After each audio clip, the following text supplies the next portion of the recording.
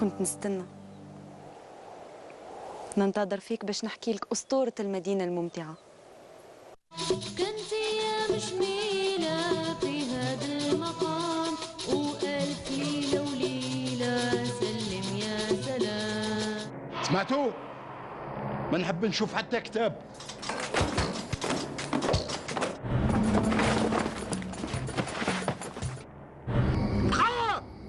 جيبوه! كيفاش يتخلوا على إنسانيتهم ويصيروا وحوش؟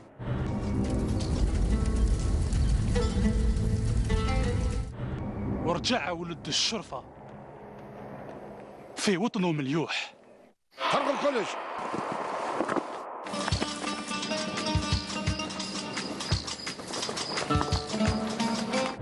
وشي اللي عشتوا معايا اليوم ما كان غير حلم وخيال. Mes chers compatriotes, bonsoir. C'est toujours un plaisir de vous retrouver pour votre rendez-vous culturel hebdomadaire, Culture, l'autre regard, qui, comme vous y êtes habitués maintenant, entrecroise les regards sur la littérature et les arts. Aragon disait que le poète a toujours raison, et ce soir, j'ai le plaisir d'accueillir deux poètes qui lui donnent raison, justement. D'abord, j'ai le plaisir d'accueillir M.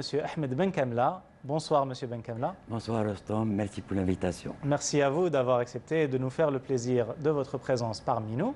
Monsieur Benkamla, je rappelle que vous êtes auteur, poète, réalisateur de centaines d'heures de programmes télévisés. Vous avez remporté de nombreux prix et vous avez publié 3 recueils de poésie. L'un qui s'intitule « Je t'imagine Antigone ». Il y a de cela peut-être... Les années 80. Oui, c'était en 1984. Absolument. Et beaucoup plus récemment, vous avez publié un autre recueil, Au sud de toi. Et vous avez aussi publié ce qu'on pourrait appeler un roman lyrique, un récit poétique, qui s'intitule La 5e saison. Et comme s'il n'était pas suffisamment riche en images poétiques, vous avez décidé aussi de l'adapter au cinéma, avec le même titre, La 5e saison.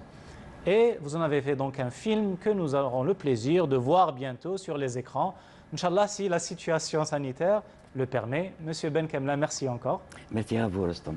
Et pour apporter un autre regard, je vous en prie. Oui. Une petite remarque. Merci aussi pour ce nouvel espace culturel dans le but de la promotion de ce qui se fait dans ce pays en matière de littérature et d'art en général. C'est le vôtre et merci à vous de le faire vivre. Et comme on disait tout à l'heure, de toute façon, il n'y en a jamais assez. Merci. Et pour apporter un autre regard justement sur la poésie et sur d'autres thèmes connexes, j'ai le plaisir cette fois-ci d'accueillir un jeune poète, non pas que vous ne soyez pas jeune, Monsieur Benkamla, mais un peu plus jeune que vous quand même, oui. Puisque j'ai le plaisir d'accueillir Fadel Zakour. Fadel, bonsoir. Merci d'être parmi nous. Je suis ravi d'être ici parmi vous et merci pour l'invitation. Tout le plaisir est pour nous, Fadel. Fadel, vous êtes poète, vous avez publié un premier recueil de poésie qui s'intitule L'Empire des mots, c'est une auto-édition, et vous préparez un second opus qui va s'intituler Chuchotement nocturne. Chuchotement nocturne, tout à fait. On verra tout à l'heure aussi que vous avez d'autres cordes à votre arc, puisque vous préparez aussi un recueil de nouvelles. Nous nous étalerons sur cette question un peu plus tard. D'accord. Pour tout de suite, ce que je vous propose déjà, messieurs, vous tous les deux qui êtes poètes, c'est, puisque nous voyons un peu le mur d'images, nous sommes face au gouel, n'est-ce pas, au griot local, au milieu de la halqa, de l'assemblée, ce qui déjà pose la question de la fonction sociale du poète, chose que vous abordez dans vos œuvres en général et dans la 5e saison en particulier, M. Benkamla. En particulier dans la 5e saison. Oui. Le livre, poème, ce que j'ai appelé un long récit poétique. Absolument. Particulièrement, et donc aussi dans le film qui a été adapté, oui. Qui a été adapté du récit. Cette image m'interpelle beaucoup et je vous remercie du choix. C'est exactement l'image dans nos référents, dans notre inconscient collectif. Notre inconscient collectif et même notre conscient collectif. L'image même, la symbolique même de la halqa, du poète, du Gouel, et donc avec sa communauté. Absolument. Avec sa communauté. Vous parliez de fonction sociale. Je dirais que le poète a pour mission, c'est un mot un peu trop ambitieux, disons Vocation. Sa vocation, Oui. sa vocation intime est d'être à l'écoute de sa communauté, à l'écoute du monde et pas uniquement de sa communauté, et de pouvoir transmettre cette écoute, comment qu'il la ressent, comment qu'il en fait une lecture propre à lui, et pour la transmettre à son environnement et au-delà même de son environnement. Sa vocation, c'est d'être, si vous voulez, en symbiose, Certes, en tant symbiose, qu'il oui. peut, Et vous avec parlez- son monde, avec son histoire, Avec avec ses référents, avec sa vie à lui. يا الفرنسيس واش في بالك الجزائر ماشي ديالك يجي الالمان يديها لك لابد ترجع كي زمان هاي كي نعملو الحاج قيوم مطلع سعدو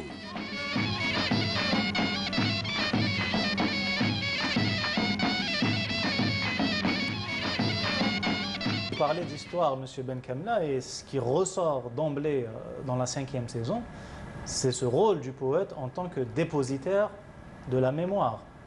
On va le voir tout à l'heure, et face justement à un ennemi implacable qui est l'amnésie, Absolument. l'amnésie collective. Dans la 5e saison, le personnage principal, c'est le poète qui fuit un fléau nouveau. Nous l'avons connu une certaine décennie. D'ailleurs, en parenthèse, ce livre a été écrit comme un jet, en un seul jet, comme un exutoire, En 7 jours, vous comme m'avez dit. une catharsis en 7 jours pendant, je dis bien pendant la grande tourmente, pendant Oui. le grand tourment que nous avons tous connu, que nous avons subi, les uns plus que les autres. Cette nécessité de combattre l'amnésie vient au moins pour rendre hommage à ceux qui en ont été les victimes, Certes. qui étaient nos amis, qui étaient nos collègues. Là d'où on parle, à la télévision algérienne, nous avons vécu le feuilleton macabre, morbide, des tueries presque au quotidien, sinon hebdomadaires, qui étaient nos amis, qui étaient nos collègues, qui étaient nos proches. Il y avait donc Nos dans voisins, cet écrit, la 5e saison, Cette d'abord, allégorie, puisqu'on va voir comment vous procédez à un détour. oui, d'abord, il y avait la nécessité d'en parler. D'en parler. Y compris en un seul jet. L'obligation d'en parler, de l'évoquer. Et là, vous évoquez la dimension allégorique. Et bien sûr, il ne fallait pas rester, pour ma part, dans le factuel. Le Absolument. factuel, tout le monde le connaît. Absolument. Maintenant ou avant, tout le monde connaît le factuel, connaît les faits, connaît les dates, connaît les endroits, connaît les lieux. Là, il fallait,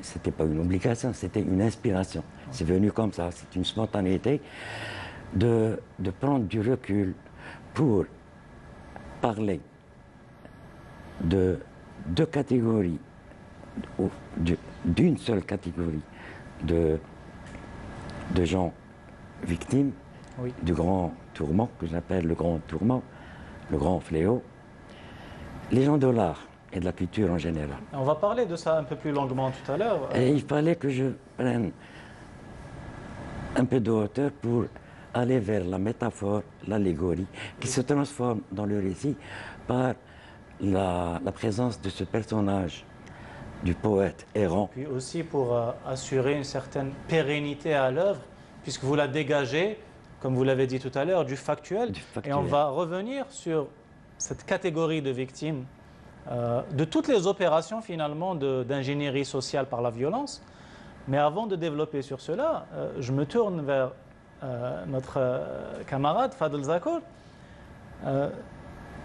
dans l'un de vos premiers poèmes, dans l'un des premiers poèmes de votre recueil, la définition, vous définissez justement votre vision, sinon du poète, du moins de tel que vous voyez comme poète. Et parmi les premiers attributs que vous citez, c'est celui de miroir de la dignité. Bien sûr. Et pour revenir aux fonctions sociales du poète, je peux dire que c'est un éducateur, un éveilleur de conscience, un être qui est là pour célébrer la vie avec tout ce qu'elle a de beau et de cruel. Le poète, il peut être ici dans une dimension statique, mais je pense qu'il est nécessaire d'être attentif à son environnement et d'essayer d'avoir cet écho et de faire parler et d'interroger les ressentis des autres. Certes, et miroir de la dignité, moi, en vous lisant, ça m'a tout de suite évoqué les épopées, les récits glorieux. Et la première réflexion qui m'est venue à l'esprit, c'est qu'un peuple qui se souvient de son âge d'or, qui a un âge d'or et qui s'en souvient, est un peuple qui ne peut jamais être soumis. Et ça m'a rappelé notre épopée nationale. Et le rôle justement des poètes, des gouels, dans le maintien dans la mémoire de cet âge d'or. Et on retrouve aussi ça dans vos écrits et dans votre approche en général de la poésie, notamment dans les différents articles qui ont parlé de votre ouvrage à sa parution. Bien sûr. C'est-à-dire qu'il y a chez vous une lucidité justement de la fonction sociale du poète. Bien sûr, bien sûr. À travers mon premier recueil, on va dire que j'ai fait dans la poésie de l'émerveillement, la poésie de la fascination, mais c'était surtout ma façon à moi de rendre hommage, surtout à la femme algérienne. Et d'ailleurs, M. Benkemla parlait d'une catégorie de victimes et de résistants d'abord, avant d'être des victimes, de résistants. Avant d'être victimes, ils étaient d'abord résistants. Des résistants. Et ce qui m'amène à parler de vos sources d'inspiration à tous les deux. Et chez vous, Fadel Zakour, parmi les sources principales, il y a la femme, l'une des premières et des plus grandes résistantes, que ce soit lors de l'épopée révolutionnaire de novembre, ou bien un peu plus proche de nous, de la décennie noire. Et chez vous, on voit que la femme prend tour à tour différentes figures, mais pour à chaque fois être une muse. Si vous permettez, je vais citer juste Nourdine Lohal, qui a préfacé votre ouvrage et qui dit... Et qu'on salue au passage. Et qu'on salue au passage, s'il nous regarde. Force est d'admettre que l'œuvre de Fadel Zakour est l'hommage que nos mères, nos sœurs, nos épouses et nos filles sont en droit d'attendre de nous. Et j'ai lu bien sûr la préface puisqu'elle est située en avant du livre, et au fur et à mesure de ma progression, j'ai remarqué effectivement que chez vous, la femme est tour à tour une muse à qui on dédie un bouquet de mots car devant elle les roses sont obsolètes, c'est vous que je cite. Elle est aussi la gardienne des valeurs. On en parlait avec M. Benkemla, puisque comme vous l'écrivez magnifiquement, elle a pour rôle d'extraire le beau du factice. C'est joli, ça.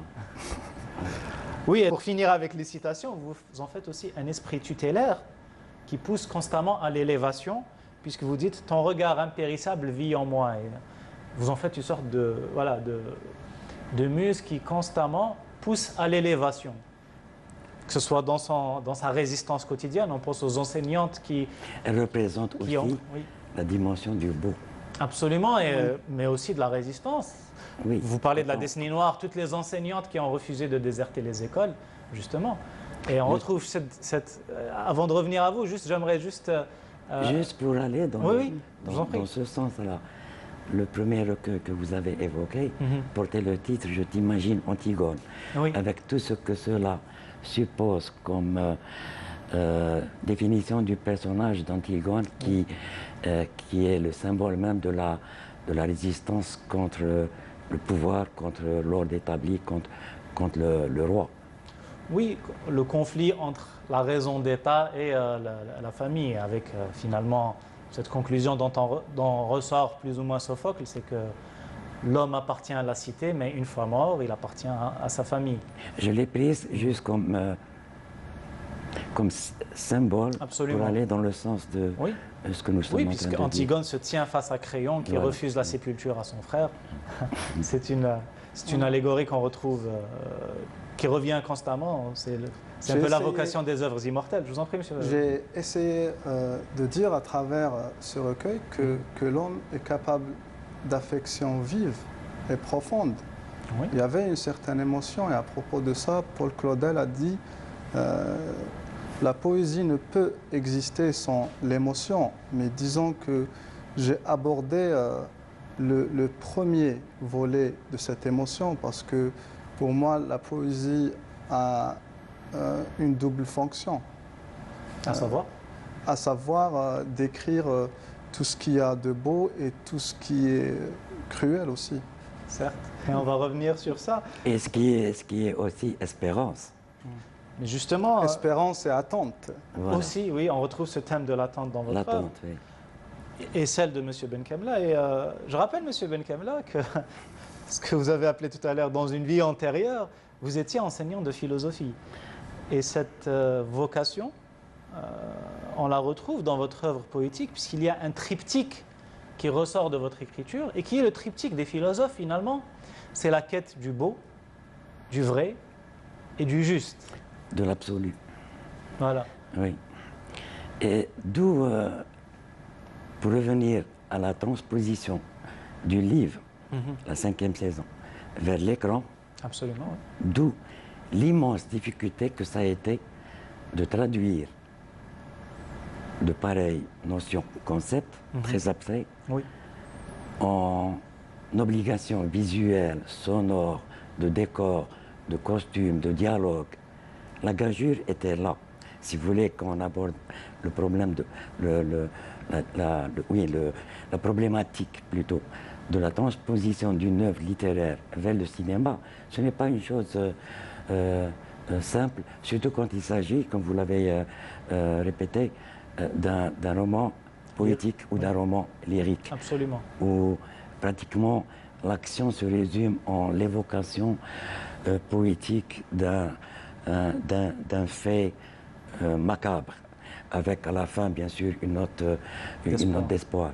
Le risque aussi était, pour pouvoir transposer une idée, un concept, en image, en dialogue, en scène cinématographique, de tomber dans la caricature ou, pour être plus juste, dans le simplisme. Absolument. Et dans la prise en charge de la compréhension du spectateur. Comme disait Mohamed Dib dans sa préface d'un été africain, la méthode ici consiste à faire confiance au lecteur. Absolument, faire confiance en ayant la crainte de ne pas être compris, mais tout en faisant l'effort de donner des pistes, Absolument. d'essayer et de n'être pas Directif. sûr que ces pistes vont arriver à destination. Ça a été un grand défi et ça a pris des années pour passer d'un roman, un mini-roman, un roman court, disons, mais une prose poétique, vers une narration cinématographique. J'ai fait plusieurs versions. Et je rappelle une autre gageure, c'est que votre récit poétique est écrit en français, tandis que dans le film et la narration s'effectuent entièrement en arabe dialectal, c'est-à-dire en arabe maghrébin. En arabe C'est-à-dire maghrébin, une derja soutenue. le problème du poète en Algérie, qu'il soit bilingue ou francophone, surtout pour le francophone, mais qui maîtrise du moins la langue arabe, c'est une énorme frustration. C'est de ne pas pouvoir écrire d'abord dans sa propre langue. L'idéal Vous me aurait rappelez été Malik Haddad. l'idéal aurait été que je l'écrive dans ma langue. Ensuite, de le traduire même par moi-même, puisque je serais alors un un bilingue, un excellent bilingue. Et là, il fallait que pas uniquement pour les besoins de la production cinématographique, qui impose qu'en Algérie, le film soit fait en langue nationale, arabe ou amazigh. Il y avait ce vœu pour moi d'aller du lyrisme en français vers un lyrisme équivalent, au moins, en arabe maghrébin. Je l'ai fait traduire déjà dans un arabe pur, littéraire, et j'ai fait reprendre le texte avant le tournage par notre ami Abdelnour Chelouche, que je salue au passage, avec l'exigence que je lui ai demandé d'aller du littéraire, de l'arabe purement littéraire classique, vers un arabe maghrébin qui se rapproche de ça, oui, de qui se ça, rapproche et du shabi aussi, oui. du melhoun, qui se rapproche de la poésie, du gouel, de la halqa. Et je pense que ça a été à ce niveau-là, je pense qu'à ce niveau-là, cet objectif a été atteint. Je ne sais pas ce que vous en pensez. À mon humble avis, oui. Puisque mais vous comme je vous l'ai dit, j'ai vu le film avec un immense plaisir. Moi, comme j'avais lu le livre, j'étais déjà familier avec la dimension. La dimension, j'avais déjà des images mentales dans la tête que j'ai retrouvées avec beaucoup de plaisir concrétisées. Je l'ai regardé avec ma femme qui, elle, n'avait pas encore eu le loisir de lire le livre. Et c'est avec le même plaisir que nous avons découvert les décors, etc. Mais sur cette dimension esthétique du cinéma, nous allons revenir en fin d'émission. Mais d'abord, avec vous et avec notre ami Fadel, j'aimerais évoquer l'un des thèmes qui est prégnant dans votre livre et dans votre film, et qui parle aussi beaucoup à Fadel, puisque nous avons déjà un poète en commun que nous aimons beaucoup. Vous l'avez évoqué dans une interview, c'est Baudelaire. Baudelaire, ce qui nous amène finalement à la thématique du poète maudit. C'est une thématique que l'on retrouve chez vous tous les deux, mais sous un angle différent, sous un regard différent. D'abord chez vous, Fadel, moins peut-être dans votre écriture, du moins dans ce recueil, mais plus dans votre parcours. Même si maudit, c'est un bien grand mot, en l'occurrence. Le poète a été de tout temps maudit, dans le sens où, de tout temps, en lisant les biographies, on se rend compte que le poète est méconnu de son vivant. Mais une fois décédé, c'est là qu'il devient célèbre. Et nombreux sont les exemples à travers l'histoire, comme Edgar Allan Poe et même Nietzsche, qui était poète. Je pense qu'il y a un problème d'incompréhension et de clichés aussi. La poésie est victime d'images classiques et vieillissantes qu'elle renvoie. D'où la difficulté que vous avez eue, puisque vous avez eu recours à l'auto-édition. D'où la difficulté. En ligne, oui, absolument. Oui, c'est une auto-édition, c'est-à-dire c'est vraiment par vos propres moyens. Et peut-être aussi que le mur que vous rencontrez constamment, c'est la poésie ne se vend pas. Ne se vend absolument, absolument. Donc, alors est-ce qu'elle ne se vend pas ou est-ce qu'on n'y met pas les moyens de promotion, de distribution nécessaires? C'est notre paire de manches, c'est pas le débat, mais c'est ce dilemme-là que vous avez rencontré et que vous avez fait recourir à l'auto-édition. De toute façon, la poésie reste le maillon faible, le parent pauvre de l'édition en Algérie. De la littérature en général. Et de la littérature. Et donc, je pense qu'elle est en quête de reconnaissance, mais il y a un grand travail à faire en amont et en aval pour que le poète accède, cet être étrange accède à l'espace public et la scène littéraire également. Et vous parlez de scène, peut-être aussi que si on retrouvait un peu plus la dimension sociale, avec plus de récital, etc., à ce moment-là, peut-être que les gens se tourneraient vers le support papier pour retrouver le plaisir qu'ils ont d'abord trouvé une première fois dans un contact direct. Et il faut, je voudrais seulement... je vous en prie. Il faut arrêter de dire que le poète est toujours là à la recherche du beau, parce que je pense qu'il peut utiliser son talent au service de la société, et des autres. Et là, on revient aux fonctions. C'est un éveilleur de conscience aussi, Absolument. d'abord. Neruda, peut-être que celui qui l'exprime le plus clairement, c'est Ho Chi Minh, dans un court poème où il dit, en substance, je ne me souviens plus des termes, il dit c'est bien beau de parler de fleurs et de ciel et de nuages, mais quand un peuple se bat pour sa liberté, il faudrait aussi parler d'acier et de fusil. Absolument. C'est ce qu'on appelait à un moment donné la poésie engagée, Oui, ou même plus généralement la littérature de combat. la littérature de La combat. littérature, comme ce fut le cas avec Victor Hugo et Lamartine, qui ont clairement exprimé leurs convictions politiques à travers leur poésie. Oui, contre Napoléon III, oui. Oui. Ouais. Qui ont La été poésie beaucoup. algérienne jusqu'aux années 70, enfin la poésie récente, du moins du XXe siècle, était essentiellement une poésie de combat, avec Oui, Edip et, Yassine, Jean Sénac, Mohamed Dib et les autres. Malik Haddad, Malik Haddad, oui, qu'on vient Et en d'évoquer. remontant plus loin, Sidi El Khadr Ben Khalouf, qui a Absolument, oui. oui, Et, là vous vous rappelez, justement, il fait une bonne transition, le poème qui a été choisi, Par l'un le des poète, deux poèmes qui a été choisi dans le film, Mhm. que le poète déclame. Devant l'Assemblée, oui. Non, devant rien, une place vide, il commence à être banni.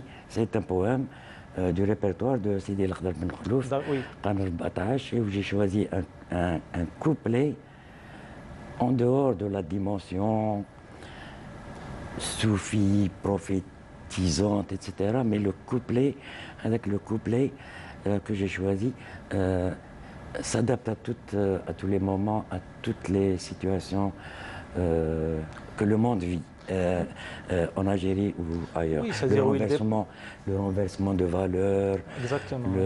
oui, surtout cette... Oui, il cet déplore ce renversement de valeurs et cette amnésie qu'amène le peuple nouveau. Et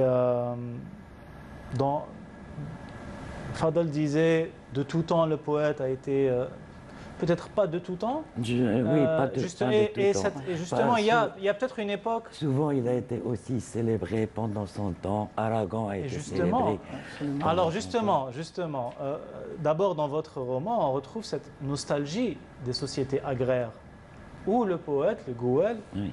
était au centre de la société, où il avait une fonction sociale déterminante. Vous parlez d'Aragon, quand Aragon dit, on a cité en début d'émission, le poète a toujours raison, c'est à une époque de grand espoir, de grande transformation sociale, où l'avenir semblait radieux. Peut-être que 10 ans plus tard, Renaud dira, je ne déclare pas avec Aragon que le poète a toujours raison. C'est déjà le désenchantement et la désillusion. Et on a parlé tout à l'heure que cette notion de poète maudit commence à apparaître justement avec l'essor de la société marchande. Et donc on obtient, le romantisme est une Réaction.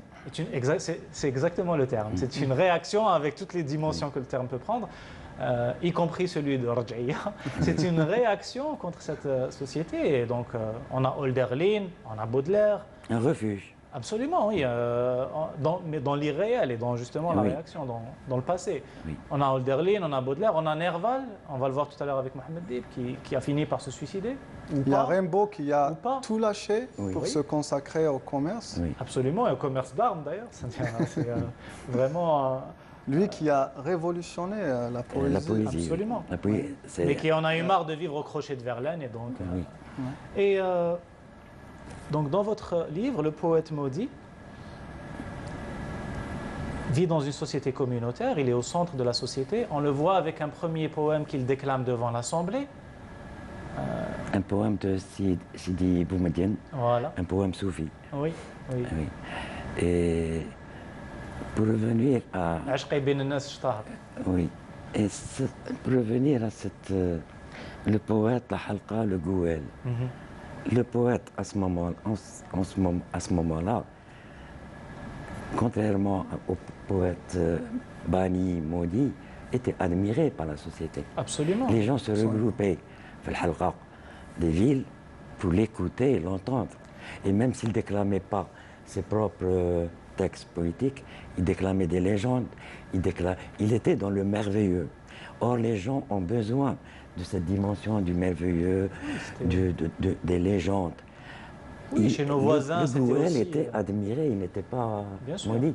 Et chez nos voisins, c'était aussi la courroie de transmission entre les classes ou entre des clans, etc. Aussi. Il pouvait apaiser ou attiser des conflits. Aussi, oui. Euh, Un lien. C'était Un lien. Il réellement, représente voilà, un lien. il avait cette fonction-là. Et il va la perdre dans votre roman lorsque le temps de la discorde va venir, je vous cite hein, en substance, et lorsque sur la lumineuse, c'est le nom de la ville, est tombée la nuit d'Alamout, vous faites une référence bien sûr au chef de la montagne, Hassan Sabbah. Le vieux de la montagne. Voilà, au vieux de la montagne et à sa secte d'assassins. Et c'est là que va venir le peuple nouveau, c'est-à-dire celui, non pas nouveau au sens révolutionnaire, mais nouveau au sens où il va tout oblitérer. Vouloir tout oblitérer. Voilà, du patrimoine de la société communautaire et solidaire. Et c'est un peuple nouveau qui va venir avec deux interdictions, plus de poésie et plus de musique. Oui.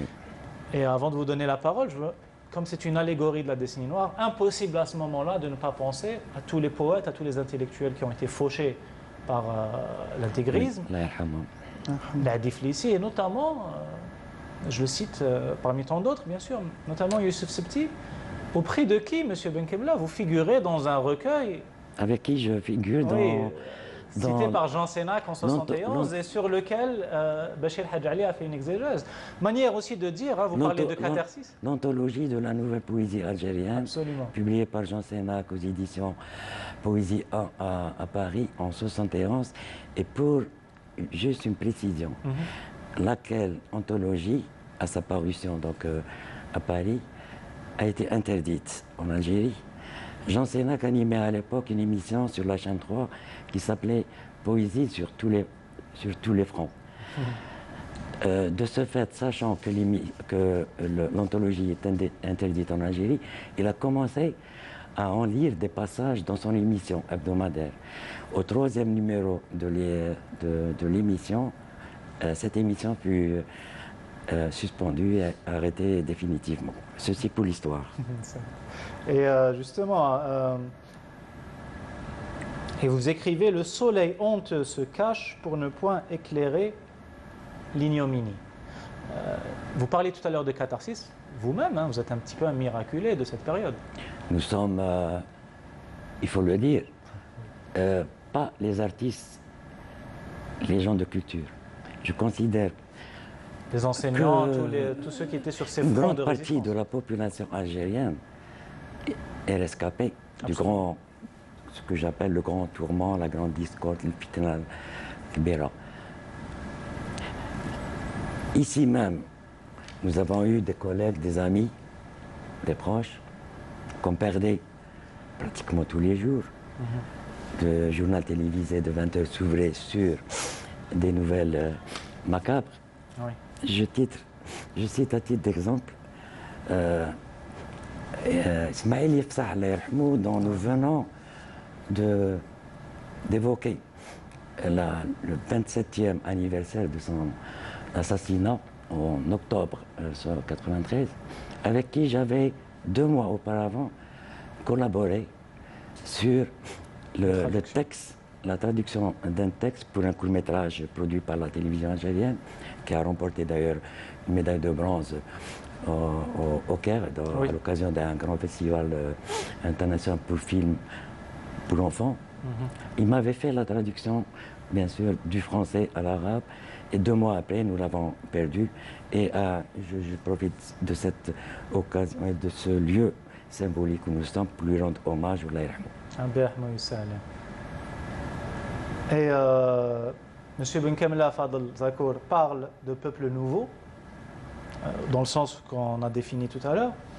Et on retrouve chez vous, Fadel, mais dans un autre registre, cette idée du poète qui est trahi dans l'élévation de ses sentiments, dans la hauteur des aspirations. Je pense à Tes parjures, titre d'un de vos poèmes, mais je pense aussi au poème que j'ai pu lire en avant-première, L'avantage du métier, qui vont paraître prochainement dans votre second ouvrage, Chuchotement nocturne, où on retrouve cette exigence morale. Et là, j'embraye un peu sur un sujet peut-être moins émouvant, un peu plus technique, c'est que dans ce recueil, vous vous affranchissez, entre guillemets, de la contrainte de la rime Et vous sortez de ce que vous appeliez tout à l'heure la poésie de l'émerveillement, et vous abordez dans un champ où vous atteignez à une puissance d'évocation dans vos images, où on sent un réel,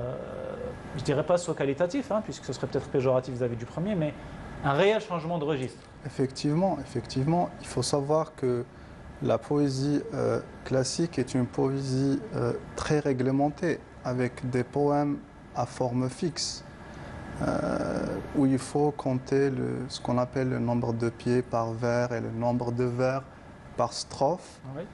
Et donc je voulais me libérer... Et laisser respirer le vers à l'hémistiche, etc. Voilà, et me libérer de ce carcan et de donner libre cours à mon imagination. Et d'ailleurs, si vous permettez, pour avoir un aperçu du résultat et du changement de registre, 2 courts poèmes, mais avec une forte puissance d'évocation. Le début, qui peut-être figurera justement au début, vous disiez « C'était une page blanche, avant de prêter serment devant la cour des idées, avant de tarabuster les mots qui se penchent, qui se courbent à toute forme de pensée abusive, comme la prise en otage des cerveaux. Contrôler nos dires, le fameux apanage de ces gens qui débitent un monologue, la tirade d'absurde, devant les approbateurs au regard félin, aux dents d'or. » Et comme pour couper court à toute caricature du faux subversif, du révolutionnaire en carton, dans un autre poème qui s'intitule « Deux courages », vous dites « Oui, ils ne le savent pas, car on ne peut être courageux sans avoir peur de la nuit. Et celui qui ne connaît point cette peur nocturne va s'attribuer la médaille du courage pour avoir allumé un feu en plein jour, avec une fausse gloire, un écran de fumée servi aux âmes serviles. » Ça rappelle quelque part Diogène, le cynique, hein, qui tenait sa lampe en plein jour et qui disait « je cherche un homme ». Et cette fausse subversion ici, quelque part, que vous dénoncez. Et une révolte aussi Oui. à ma manière, quoi, parce que comme je l'ai dit tout à l'heure, on est là pour parler et définir, pour exprimer tout ce qui est beau, mais tout ce qui est cruel aussi. Alors, Monsieur Qui Benkem, est laid. Laid. oui, La laideur, oui. absolument. C'est aussi l'un des thèmes chers à Baudelaire. Monsieur Benkem, là, avant de cette fois-ci nous attarder sur la dimension esthétique du film, qui va paraître prochainement, Inch'Allah, si les conditions le permettent, c'est le moment de notre rubrique Ombre gardienne, puisque nous célébrons cette année Oui. le centenaire de notre Mohammed grand Dib. écrivain Mohammed Dib, parmi tant d'autres, et que comme c'est sous cette ombre gardienne, cet esprit tutélaire que se place l'émission, je vous retrouve tout de suite, mes chers compatriotes, après le jingle pour votre rubrique habituelle. À tout de suite.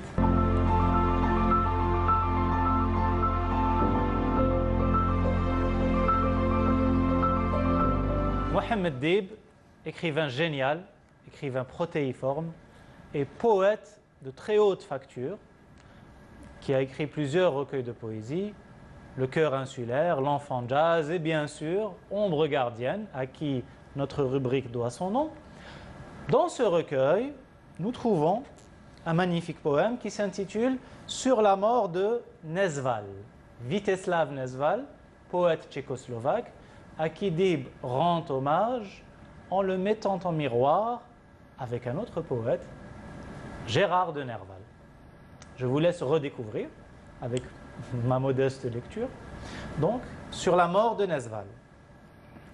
Des ombres de Nerval aux clartés de Nezval, que le monde a changé, je me prends à rêver. Pourtant, de l'un à l'autre, un seul chemin dévale. Depuis, Nezval est mort.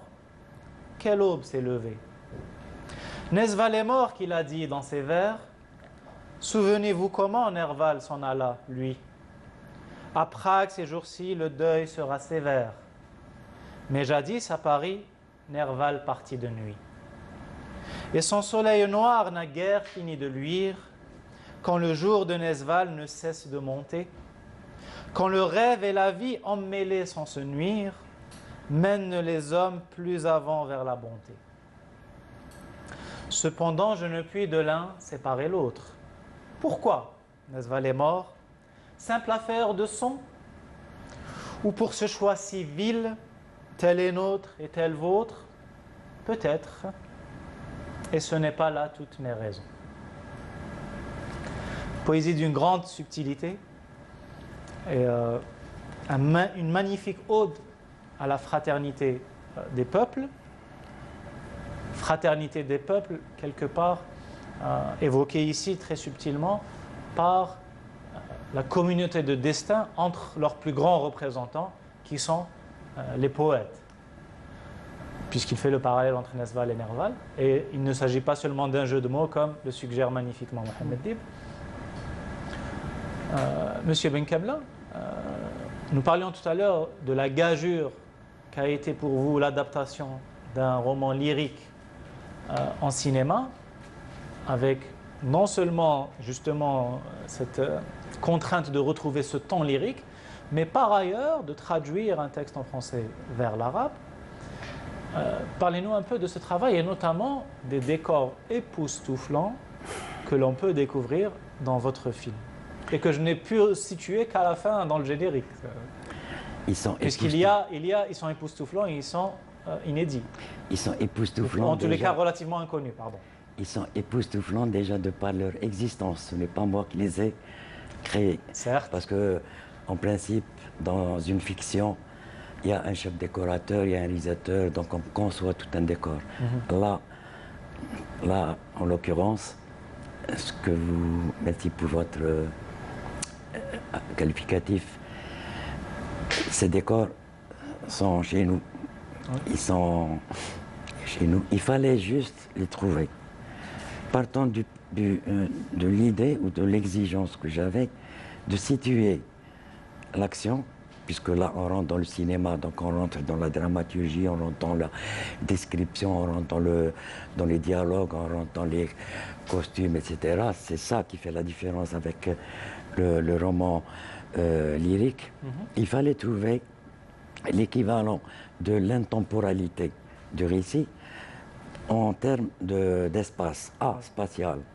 Et là, il m'a fallu aussi beaucoup de quêtes, de recherches pour trouver ces décors qui vous ont plu. Je ne dirai pas où c'est, je laisse aux spectateurs, comme vous-même, le découvrir à la fin du film, au générique de fin.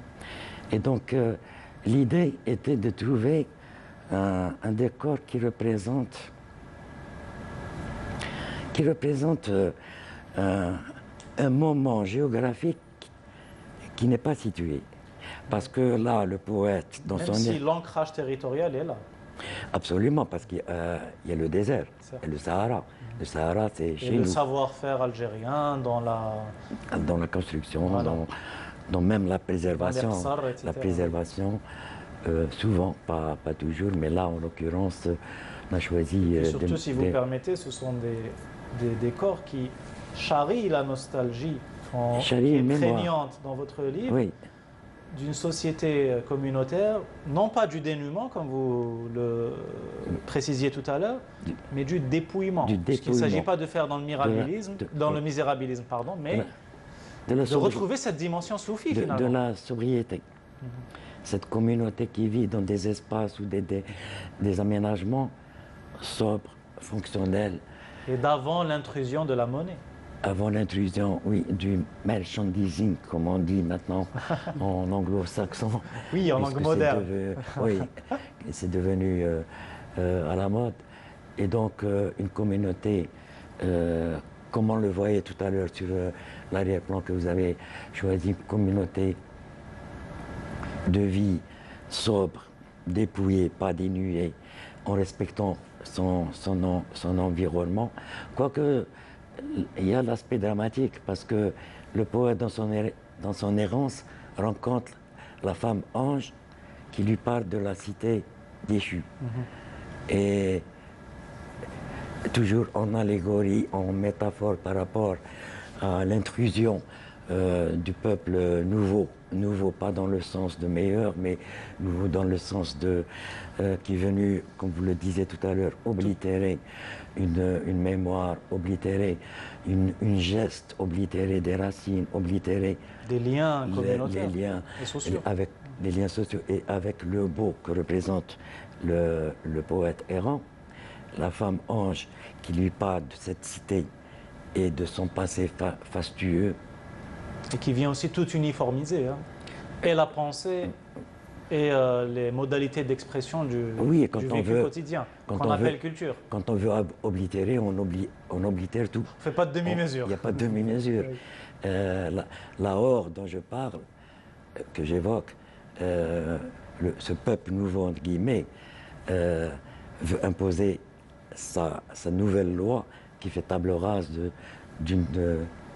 d'une existence même, d'une essence même de la communauté. Oui, d'un être au monde particulier. Et on voit le poète errant arriver comme par hasard dans cette oasis, dans ce qsar préservé miraculeusement, mais la rencontre avec la femme ange qui est elle, la gardienne mémoire du lieu. Lui, il porte la mémoire de la cité qu'il fuit, la cité lumineuse, la cité du poète.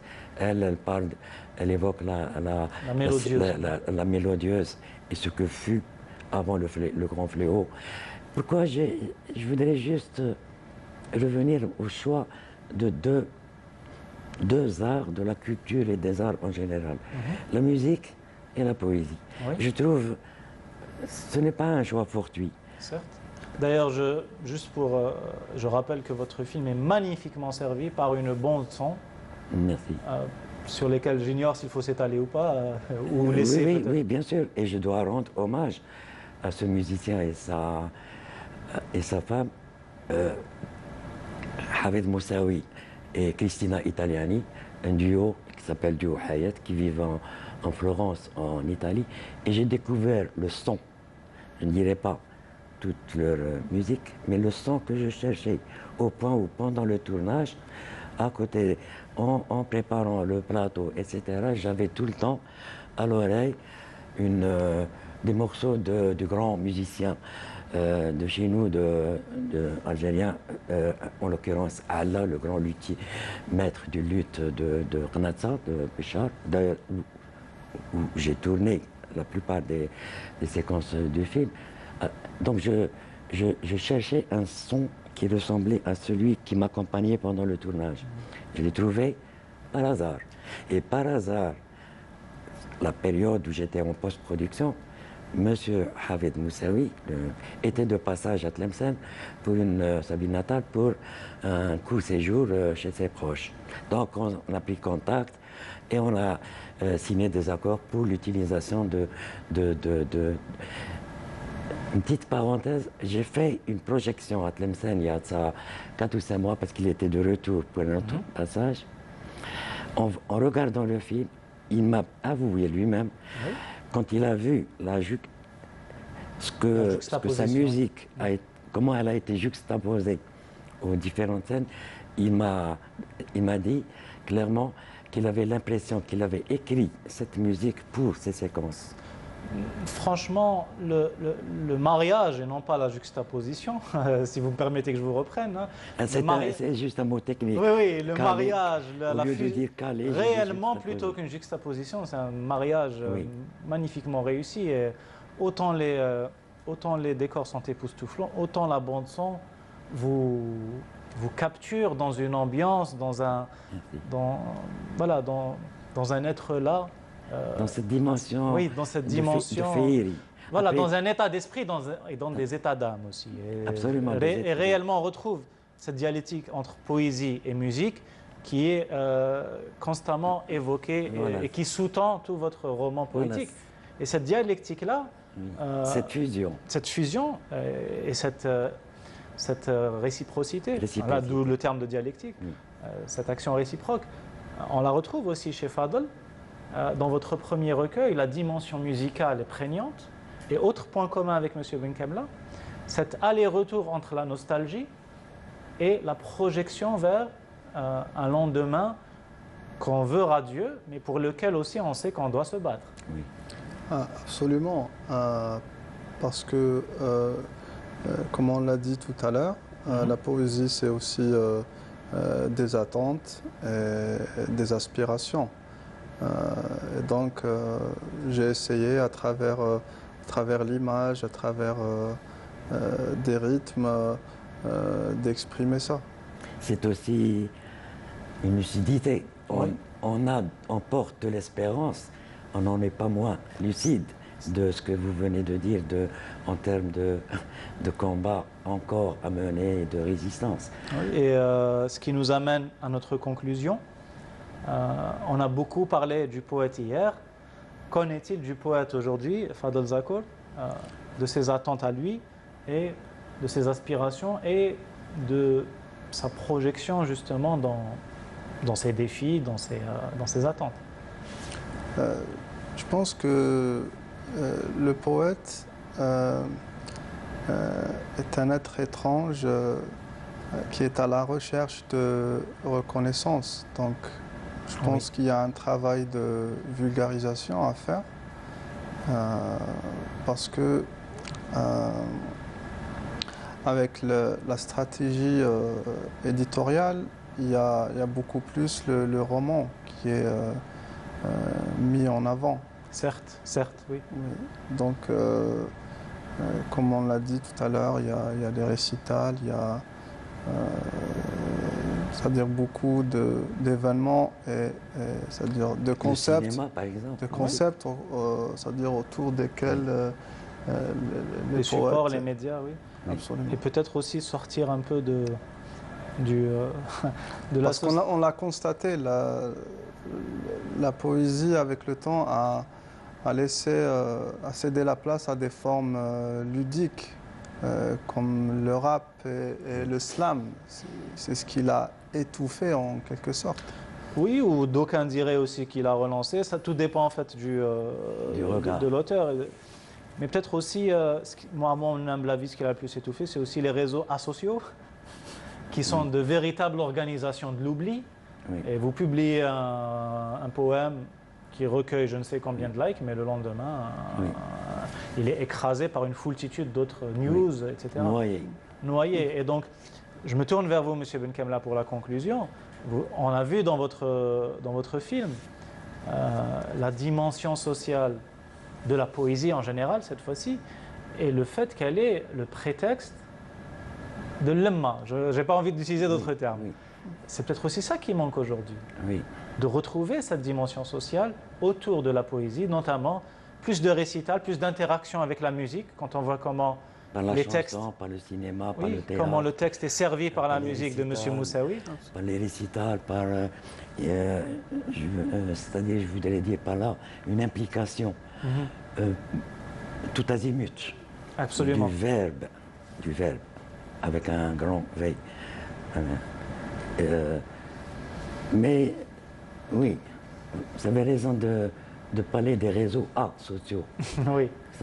Qui encombrent l'espace d'expression sans résultat tangible. Absolument. Hélas, l'édition, il en sait quelque chose, notre ami poète. L'édition sur papier perd de son existence. Et là, je voudrais revenir à une remarque par rapport à ce que vous disiez tout à l'heure, par rapport à la lecture en général. Ce n'est pas il n'y a pas uniquement un déficit de lecture en poésie. Il y a un déficit en Algérie, chez nous. Parlons de chez nous. Un déficit en matière de lecture en général. Peut-être aussi de plus marqué par rapport à l'édition musicale.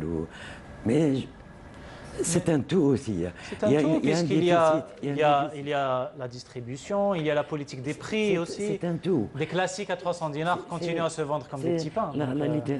L'édition n'est plus subventionnée. Je me rappelle les années 80, quand j'ai été édité par l'ENAL, l'ex-SNED, ils ont imprimé 3000 exemplaires qui se sont vendus en même pas 3 mois, parce qu'il y avait déjà il y avait un réseau de Distribution. à travers l'ensemble des wilayas. Il n'y avait pas une ville, il n'y avait pas au moins une librairie privée ou sinon publique. Espérons, Il y avait espérons la que- subvention, très important encore, la subvention étatique du papier et des ingrédients pour les imprimeurs. Là, depuis 2 décennies, il n'y a plus ça. Donc, Espérons même- justement que l'ensemble des promoteurs de la culture, y compris votre modeste serviteur, auront contribué peut-être à... C'est un mérite. Voilà, C'est à- l'un des mérites de cette émission, de cet espace et de culturel. toutes les autres émissions et de tous nos tout ce collègues. qui prend en charge la promotion Voilà, et de de- la et de- culture voilà, chez et de nous, porter la voix bienvenue, des qu'il auteurs, faut oui. féliciter et encourager vraiment. Très fort. J'espère que nous retrouverons déjà cet âge d'or de la Parce littérature. que le poète n'existe pas en fonction juste de l'édition. Bien sûr. Il existe en lui-même, il écrit, il n'est pas publié, il est publié. Le poète a existé, existe, existera toujours, n'est-ce pas? Absolument, absolument. Absolument, Et absolument. il y a des perles qui gagnent à être découvertes et j'espère que nous aurons l'opportunité de les faire découvrir ou redécouvrir. Inch'Allah. En tous les cas, j'espère que nos téléspectateurs, que nos amis qui nous suivent auront le plaisir de découvrir votre livre et vos livres en général. Je rappelle, Monsieur Benkamla, que vous avez publié donc ce récit poétique, la 5e saison, adapté au cinéma et à paraître prochainement selon les conditions. Bientôt, Inch'Allah. Inch'Allah, bientôt selon les conditions de la crise sanitaire. Oui. Vous êtes aussi l'auteur d'un autre recueil de poésie, de 2 recueils, pardon. Je t'imagine Antigone, publié justement chez Lasnet, vous l'évoquez, et Au sud de toi, publié par Ellipse Art Média. Merci beaucoup, Monsieur Benkamla, d'avoir été parmi nous. Merci Ce à fut un vous, plaisir de vous Constant. écouter. C'était un plaisir. Fadel Zakour, je rappelle que votre premier recueil s'intitule L'Empire des mots et que vous préparez un second opus qui va s'intituler Chuchotement Chuchotement nocturne. nocturne. Voilà. Où vous reprendrez d'ailleurs. Où je compte fusionner les 2 recueils pour bien sûr essayer, même modestement, d'exprimer ce que j'appelle le double aspect de la poésie. Et peut-être aussi plus tard, un recueil de nouvelles, mais ça c'est en toute avant-première, c'est un scoop en exclusivité. Merci beaucoup Fadel d'avoir été parmi nous. Merci à vous. Quant à vous mes chers compatriotes, merci de nous avoir suivis. J'espère que vous avez pris plaisir à nous regarder et qu'ainsi j'aurai à mon tour le plaisir de vous retrouver la semaine prochaine pour un nouveau numéro de Culture, l'autre regard. À très bientôt.